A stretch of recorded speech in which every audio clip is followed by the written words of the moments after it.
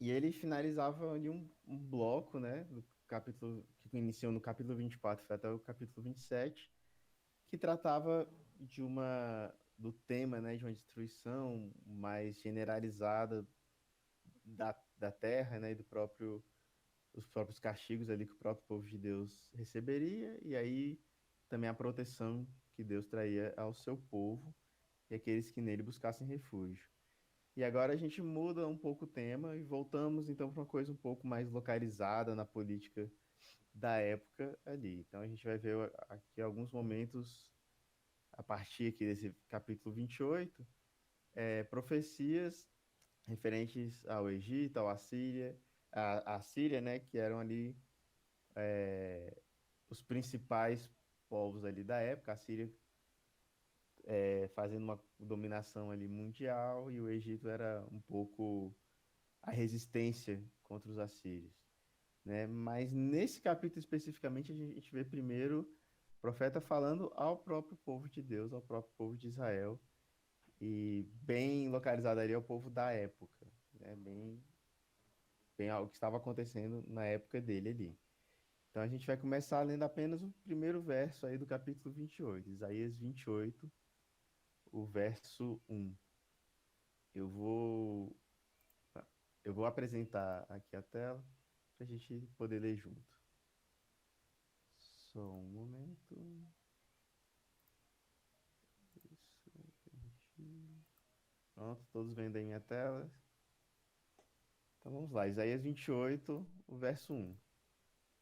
Ai daquela coroa, orgulho dos bêbados de Efraim e da sua magnífica beleza, situada nos altos de um vale fértil e que agora é como uma flor murcha. Ai dos que são dominados pelo vinho.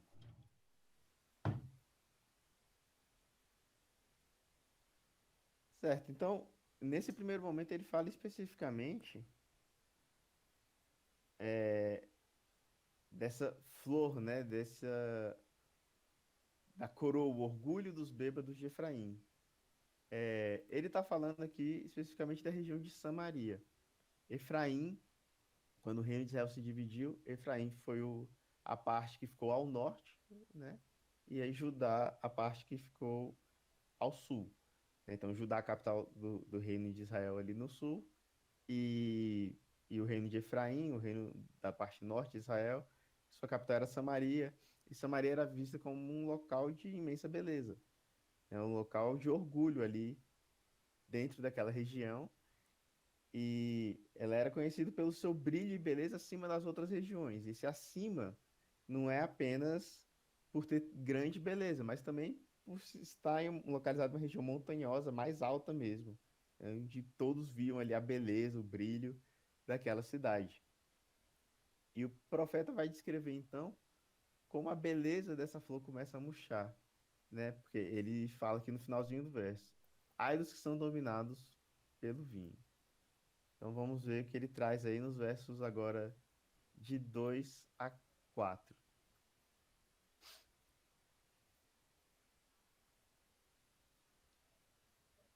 Vejam, o Senhor envia alguém que é poderoso e forte, como chuva de granizo e vento destruidor, como violento aguaceiro e tromba d'água inundante. Ele a lançará com força ao chão. A coroa orgulhosa dos bêbados de Efraim será pisoteada. Sua magnífica beleza, localizada na cabeça de um vale fértil, é agora uma flor que murcha. Ela será como figo maduro antes da colheita. Quem o vê, logo apanha e come. Então ele vai enviar, o próprio Senhor enviará alguém poderoso. E em vista da política da região e do momento dessa profecia, esse alguém poderoso era o povo assírio. Esse povo assírio acabaria então com esse resplendor da cidade de Samaria. E é essa beleza que eles tanto se orgulhavam, né, essa coroa de Efraim, como ele cita aqui no texto, seria desapareceria com os ventos fortes, seria inundada, né? A cidade seria realmente devastada. E ele fala que é a questão de como os figos, né? Ele será como figo maduro antes da colheita. Quem vê logo apanha e come. O figo tinha essa característica do pessoal pegar quando ele estava ali para amadurecer, um pouquinho antes dele já estar pronto pessoal já vinha, comia rápido, né? Muitos não esperavam a colheita. Quem via, avistava um figo, já pegava para comer. A ideia que é essa, igual quando você vê uma manga aí que tá de vez, você pega da árvore e vai comer. Então, não daria tempo nem da colheita, nem de receber o prêmio máximo daquela plantação. A ideia é essa. Então, a cidade seria devastada tão rápida que até mesmo seria comparado como esses figos antes da colheita, né? Para fim de contexto, em 722 a.C., a Síria destruiu Samaria, né? Invadiu ali a cidade de Samaria. E vamos então para os versos 5 e 6, onde ele continua falando dessa questão. Vamos lá. Pronto. Naquele dia, o Senhor dos Exércitos será uma coroa gloriosa, um belo diadema para o remanescente do seu povo. Ele será um espírito de justiça para aqueles que se assentam para julgar e força para os que fazem recuar das portas a guerra. Aí a gente vê novamente Isaías tratando da questão do remanescente do seu povo. Então, a coroa gloriosa não vai ser mais uma cidade bonita, uma cidade brilhosa, e sim a coroa será o próprio Senhor dos Exércitos, né? Nesse dia de grande devastação, né? Usando aquele termo naquele dia que a gente vem trabalhado nos últimos capítulos, a grande coroa ali será o Senhor dos Exércitos. Aqueles que se refugiam no Senhor dos Exércitos terão essa coroa. E será esse belo diadema para o remanescente do seu povo. Para aqueles que realmente buscarem nele refúgio, que mantiverem sua confiança no Senhor, né? Esses 6 primeiros versículos, eles servem um pouquinho como uma introdução, porque essa profecia específica de Samaria, ela já havia sido feita um pouco antes, ela é um texto anterior ao que vai vir a seguir aqui nessa parte de, do capítulo 28 em diante. E Isaías usou esse texto para contextualizar o próprio povo de Judá, a quem ele falaria a seguir, né? Então, essa profecia de Samaria traz um pouco o quão descansados, o quão relaxados o povo da Samaria estava, tomados ao vinho, dados ao vinho, estavam realmente levianos naquela época e confiando que a cidade deles estava segura, porque ficava num ponto alto, porque era uma cidade bonita, porque era um grande ponto comercial. Então, tudo isso levava os samaritanos a acreditar que nada abalaria eles. E aí, em seguida, Isaías vai falar aos líderes de Judá, certo? Então, antes da gente pular para esse passo, se alguém tiver, para essa parte, né? Se alguém tiver alguma dúvida nesses 6 primeiros versículos ou algum comentário, já pode falar. Fiquem à vontade para participar da aula. Bom, não havendo, eu acho, vamos dar prosseguimento à nossa aula. Então, vamos ler agora os versos 7 e 8 aqui do capítulo 28 de Isaías. E estes também cambaleiam pelo efeito do vinho, e não ficam de pé por causa da bebida fermentada. Os sacerdotes e os profetas cambaleiam por causa da bebida fermentada, estão desorientados devido ao vinho. Eles não conseguem ficar de pé por causa da bebida fermentada, confundem-se quando têm visões, tropeçam quando devem dar um veredito. Todas as mesas estão cobertas de vômito. Não há um só lugar limpo. Então Isaías traz, né, essa ligação do texto anterior dado aos samaritanos, agora falando ao povo de Judá. Estes que ele fala ali era quem ele estava falando no momento e provavelmente eram as lideranças de Judá. Neste primeiro momento ele está falando especificamente aos sacerdotes, né, a sacerdotes e profetas ali da época. Então, nesse primeiro momento, essa liderança eclesiástica fala que os profetas confundem suas visões com a própria confusão da bebedeira, e os sacerdotes que deveriam fazer o julgamento do seu povo gaguejam e tropeçam quando apresentam suas decisões. Então, essa é a situação atual do povo de Judá, né? É um povo que relaxou os próprios ensinamentos de Deus, é um povo que está tomado ao vinho, que está tomado a festas e bebedeiras. Quando geralmente isso acontece no povo é porque tudo está indo muito bem, está tudo muito tranquilo e eles não temem nada. É basicamente isso. Se a gente lembrar do capítulo 24, Isaías falava muito isso, né? Falava, olha, naquele dia de grande destruição, as festas, a bebedeira, o vinho acabará e as pessoas pedirão vinho, porque eles estão atormentados e não tem nada ali que os alegre mais. Já neste momento que a gente está vendo aqui, onde não se chegou aquele dia de grande sofrimento, é justamente o contrário. As pessoas estão totalmente entregues ao vinho, estão só festejando, celebrando e vivendo uma vida leviana. Vamos ver então agora os versos 9 e 10.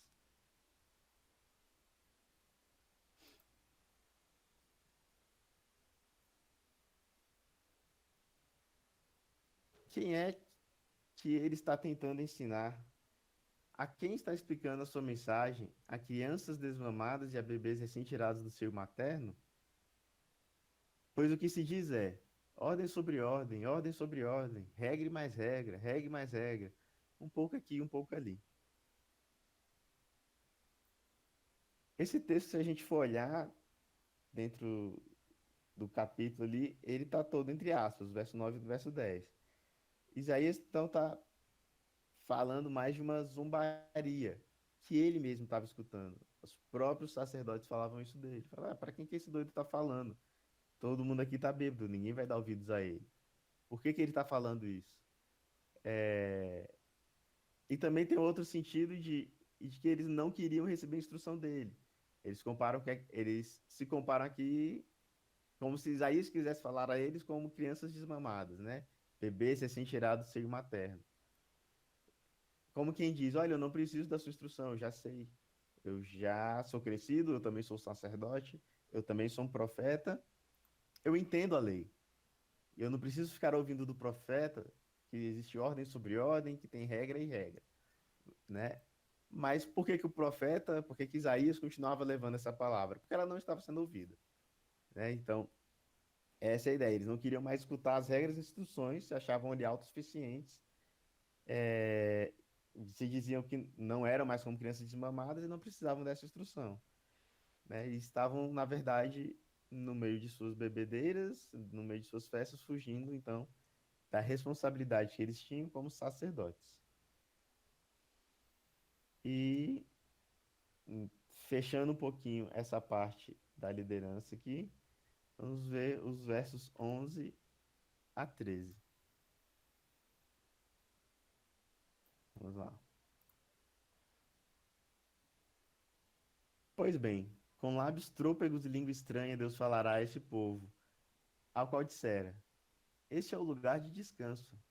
Deixem descansar o exausto. Este é o lugar de repouso. Mas eles não quiseram ouvir. Por isso, o Senhor lhes dirá: ordem sobre ordem, ordem sobre ordem, regra e mais regra, um pouco aqui, um pouco ali, para que saiam, caiam de costas, firam-se, fiquem presos no laço e sejam capturados. Então a gente vê que a zombaria deles não tem fim. E por ter seguido nessa zombaria, os dias que deveriam ser de descanso, o refúgio que o Senhor havia prometido a eles, não existirá, porque eles não seguiram os próprios preceitos, os próprios mandamentos do Senhor. O Senhor falou para eles como deveriam guiar o povo, para que tivessem descanso e refrigério, mas eles ignoraram o Senhor. Então eles continuam a fazer intrigas políticas, continuam a confiar na ajuda humana, e o castigo por eles terem ignorado o Senhor é sentir a sua ira, né? As ordens e as regras não virão mais do Senhor.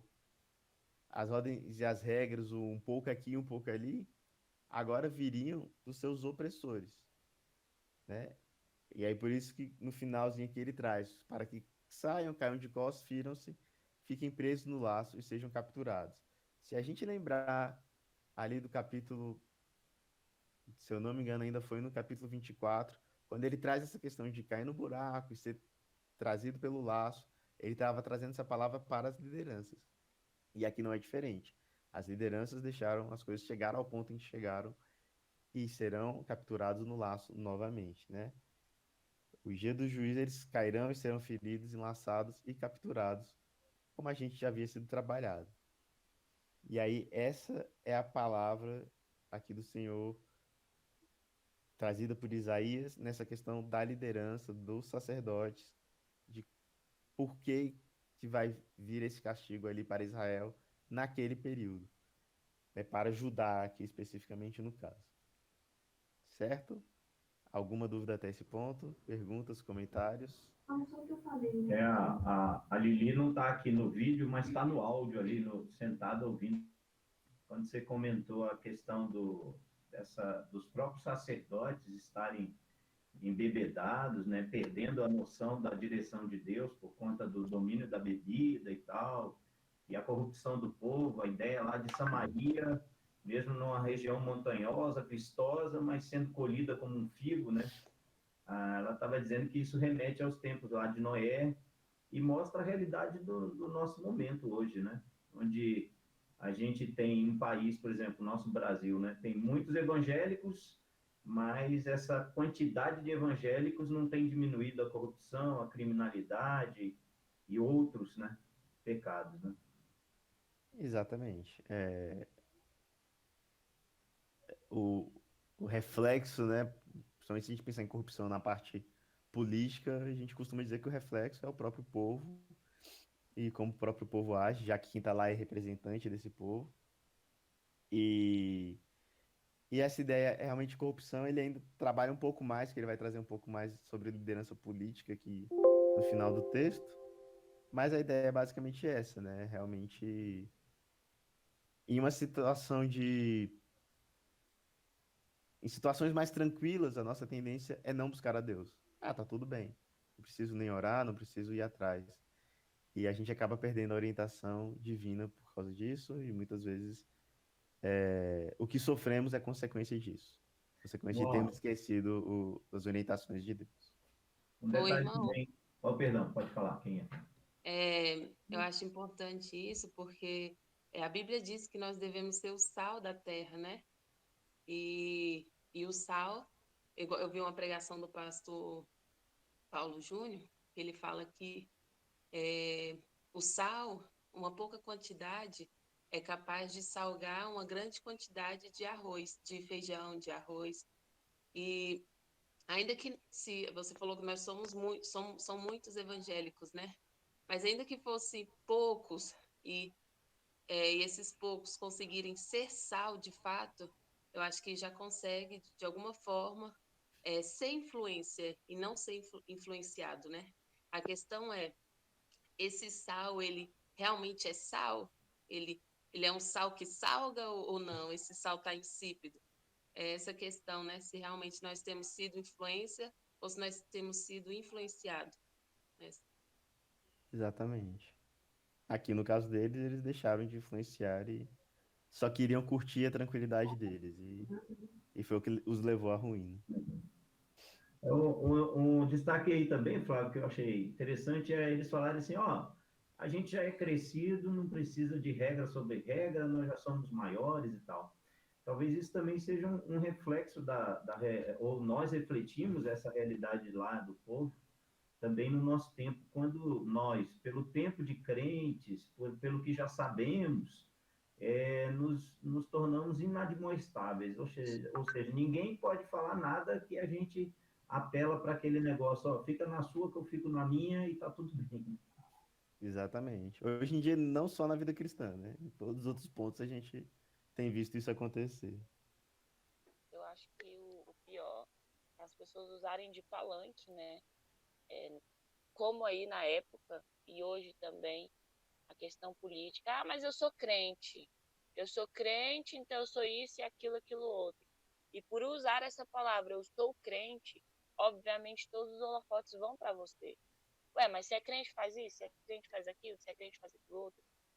E a questão da admoestação, quando você vai falar assim, poxa, mas na Bíblia não está escrito que isso é certo.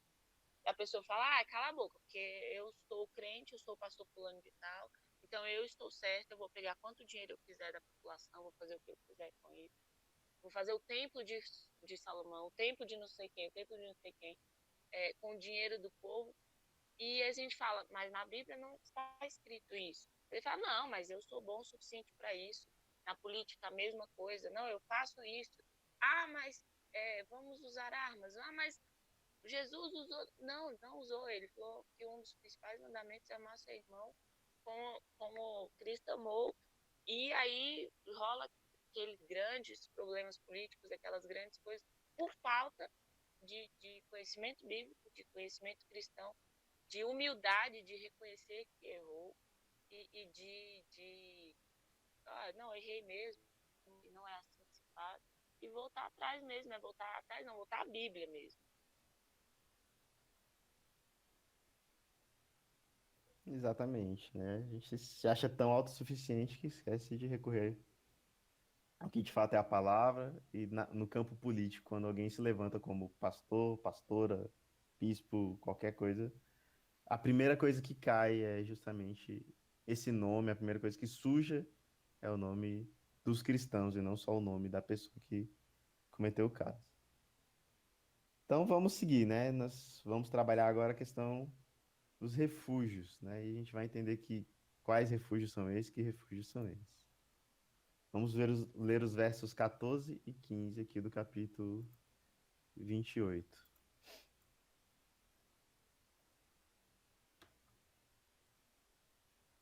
Portanto, ouçam a palavra do Senhor, zombadores, vocês que dominam este povo em Jerusalém. Vocês se vangloriam dizendo: fizemos um pacto com a morte, com a sepultura, fizemos um acordo. Quando vier a calamidade destruidora, não nos atingirá, pois da mentira fizemos o nosso refúgio, e na falsidade temos o nosso esconderijo. Espera aí que minha esposa está com toque. Ela vai ajustar a tela aqui. Obrigado. Isso, então a gente vê que a palavra de Isaías aqui não é mais dirigida às autoridades religiosas. Então ele mudou ali para se dirigir às autoridades políticas, certo? E a ideia é que provavelmente esse texto foi escrito durante algum tipo de discurso, algum tipo de local onde se encontravam ali todos os tipos de autoridade, tanto religiosas quanto políticas, tá? Tipo um congresso, alguma coisa assim. E aí ele traz essa questão, né? E acho que começa chamando ele de zombadores, né? Ou seria aquela famosa roda dos escarnecedores, que são, e ele diz que estes são os que dominam o povo em Jerusalém.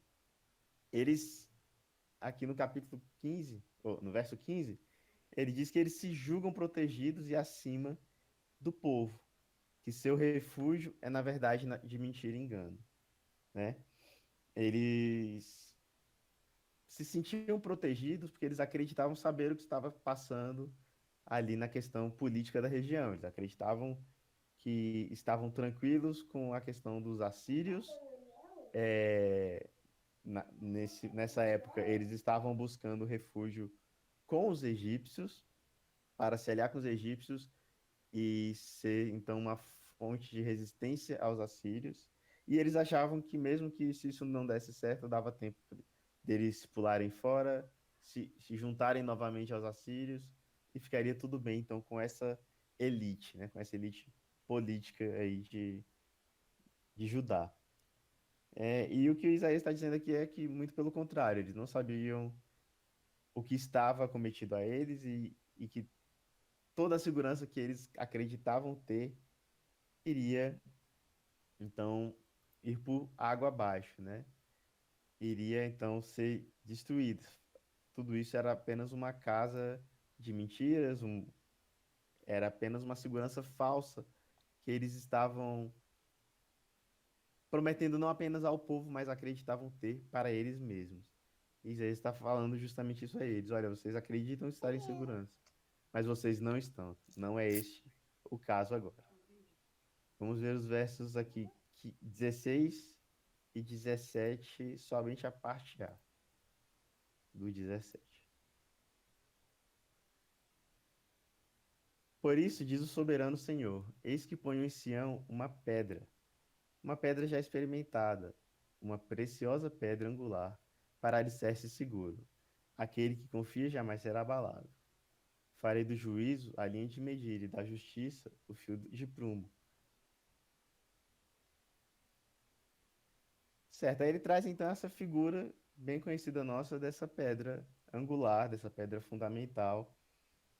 E qual seria então essa pedra fundamental, esse refúgio do Senhor, que o Senhor promete aqui, que seria tão diferente do refúgio de mentiras dos políticos?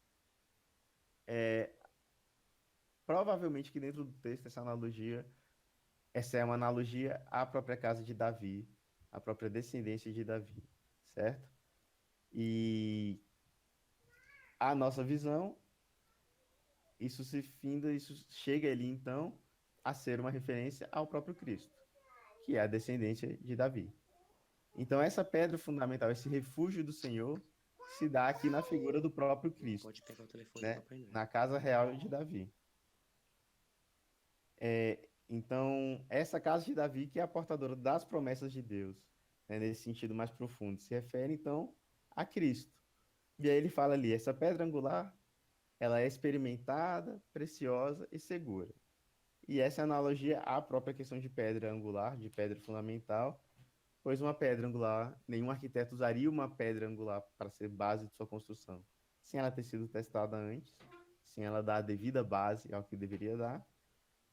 Ela é preciosa, pois é assim que o Senhor mostra tudo que vem dele, toda a sua glória, essa preciosidade vem então da glória do Senhor. E ela é segura, pois ela seria o refúgio definitivo. E esse refúgio é o próprio Senhor, é o próprio Cristo. Então, essa é a pedra angular, essa é a pedra definitiva, a pedra fundamental ali de Sião. E vamos então à última parte do nosso texto, a parte B do verso 17 até o verso 22.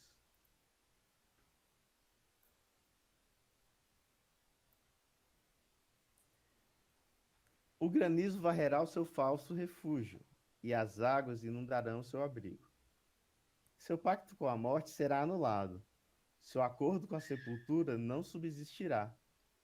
Quando vier a calamidade destruidora, vocês serão arrastados por ela.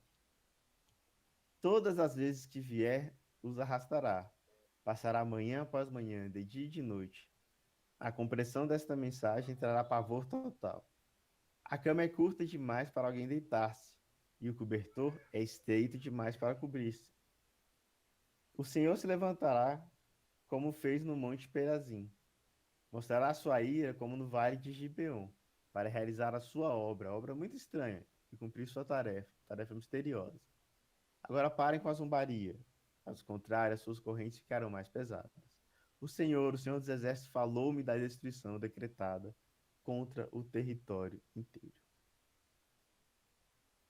Então, essa é a palavra aqui de destruição mesmo que a gente vê contra Judá. E aí ele usa, da mesma forma que ele usou ali granizo para trazer destruição, chuva e inundação, no verso 2, né, violento aguaceiro, tomba d'água inundante que ele traz ali no verso 2. Aqui no verso 18, ele traz essa mesma ideia. Né? Nos versos, na verdade, no verso 17, no final do verso 17, até o 22. O granizo varrerá o seu falso refúgio e as águas inundarão o seu abrigo. Né? Então, como eu falei, ele trouxe essa ligação do texto de Samaria para esse texto de Judá, falando para eles, olha, vocês acreditam ser mais puros, vocês acreditam ter estado mais com o Senhor, mas seus sacerdotes estavam tomados ao vinho, vocês não ouviram os mandamentos do Senhor, né? Então essa destruição vai se acometer sobre toda Judá. E é isso que ele está prevendo aqui, né? A destruição de todo o território. Então aqueles que se viam protegidos, né? Os versos anteriores falam que eles se viam protegidos da morte, a liderança ali de Judá, eles não conseguirão de forma alguma fugir dela. E eles se achavam espertos demais para enganar até mesmo a morte, mas estavam apenas enganando a si mesmos, né? E se a zombaria, né, se esse escárnio, essa roda de escarnecimento não acabar, o castigo seria ainda pior. E é como a gente vê no que está profetizado ali do capítulo 24 ao 27 de Isaías, onde eles falam que as lideranças, aqueles que eram responsáveis pelos povos, terão um castigo específico e apropriado para eles, porque era deles essa responsabilidade, né? E a gente sabe que, pelo menos desse contexto aqui, a zombaria não acabou, eles então são tomados e devastados ali pelos povos, inicialmente pelos assírios, né? Essa profecia se cumpriu em 701 a.C., e Israel tinha feito uma aliança política com o Egito para se defender, se opor aos assírios, mas isso só os levou à ruína, né? E a palavra do profeta era para que não se fizesse esse tipo de aliança. Somente após essa invasão, essa destruição toda, é que Israel volta a se erguer, quando Ezequias, então, volta a exercer a fé no Senhor e assegurou que eles não fossem levados a uma total ruína, né? Então, esse é o texto de hoje. Eu não vou finalizar o verso 28, porque ele faz ligação com o texto. Ele já muda um pouco de assunto no final do capítulo, e o próximo professor que vai trabalhar isso, né? Mas aí, como conclusão da nossa aula hoje, a gente vê isso, né? A gente vê esse tema recorrente do remanescente, né? Israel nunca é totalmente destruída, Israel nunca é totalmente devastada. Há sempre aqueles que permanecem no Senhor, e o Senhor os coroa ali com sua glória e os permitindo crescer novamente, como a gente falou no início de Isaías lá, como o tronco do terebinto, ou como a prata, né, que é polida. Então, é sempre este o tema que Isaías traz dentro de sua palavra, e a gente vê esse vislumbre, né, do plano de Deus se concretizando na casa de Davi e em Cristo, que é a sua descendência, né? Mesmo que o povo de Israel não tenha seguido os preceitos de Deus, isso sempre os leva a uma destruição, a uma ruína, a uma derrocada, né? Aqueles que permanecem fiéis aos preceitos do Senhor terão na pedra fundamental de Sião sempre ali o seu refúgio. E como a gente viu no capítulo anterior, no capítulo 27, ele fala que esse refúgio se estende a mesmo quem não é do povo de Israel e que busca refúgio no Senhor, ele os protegerá também. Então a gente vê sempre essa palavra e sempre essa ligação. E que a destruição de Israel, ela faz parte do plano do Senhor, justamente por uma questão de purificação e de limpeza dos pecados do povo. Então a gente acaba sempre vendo algum tipo de destruição, algum tipo de castigo para o próprio povo de Israel, mas sabendo sempre que a pedra fundamental é Cristo e que é nele ali, no Senhor, a partir dele que vem o nosso refúgio. Amém? É isso, dúvidas, comentários? Fiquem à vontade.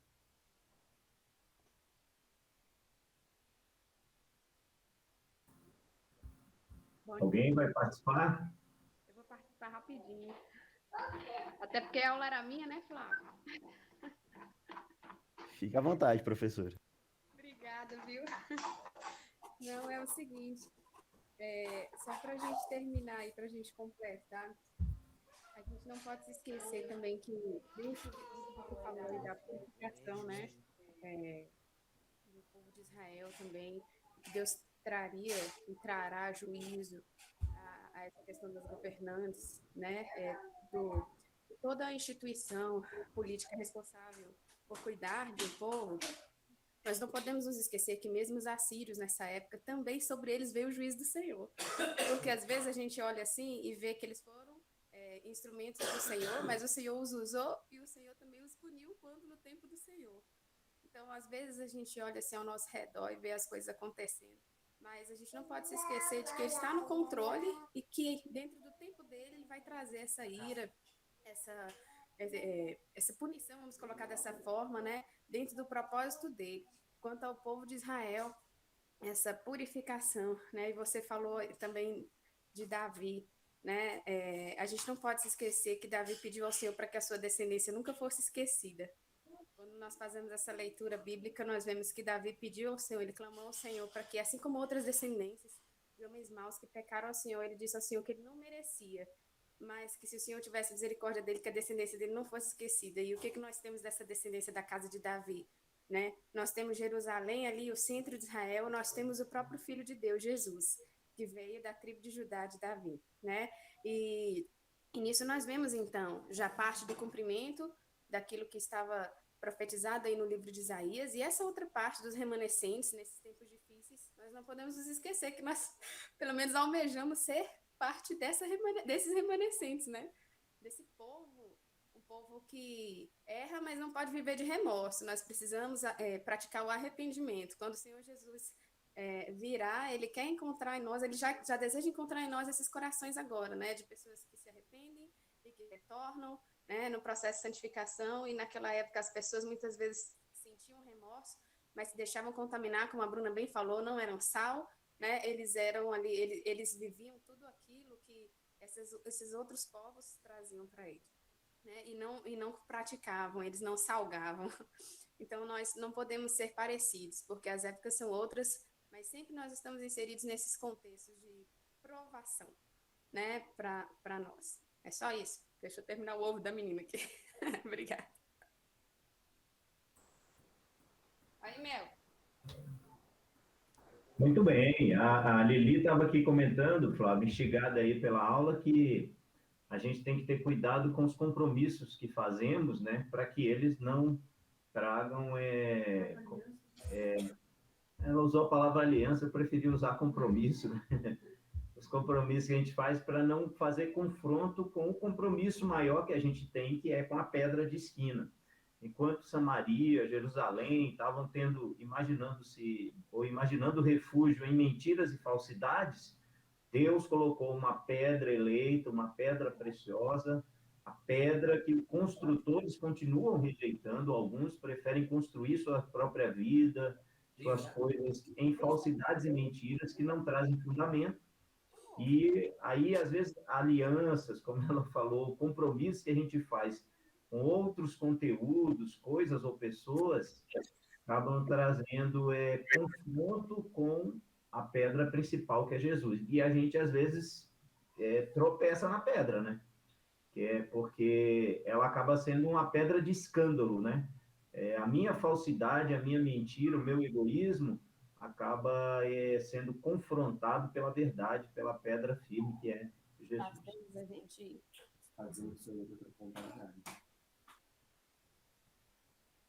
Eu acho que é lá Exatamente em isso. 1 Pedro, fala que eles foram postos para isso, pedra de tropeço e escândalo, para o qual foram postos.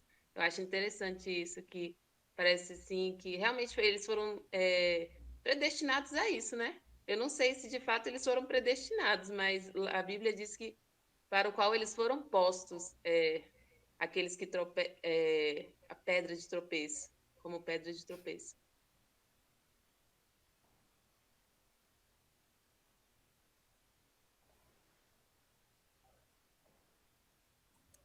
Mais alguma participação? Tá bonita aí essa nossa EBD, viu? Temos aqui, pelo meu registro aqui, 20 ou 21 acessos, talvez chegando sempre aí a uns 30, né? Devemos orar pela nossa igreja, meus irmãos. A gente vive esse tempo onde vamos, talvez, aí, durante essa semana, definir, mas queremos manter um cuidado com a saúde. Isso exige que a gente fique mais isolados, mas a gente não pode perder essa comunhão, né? Eu louvo a Deus pela vida dos irmãos. Todos vocês ganharam um galardão hoje, foram pontuais, né? E maravilha, isso é muito bom. Estarmos nesse momento aqui expressa nosso compromisso com Deus e fortalece a nossa comunhão.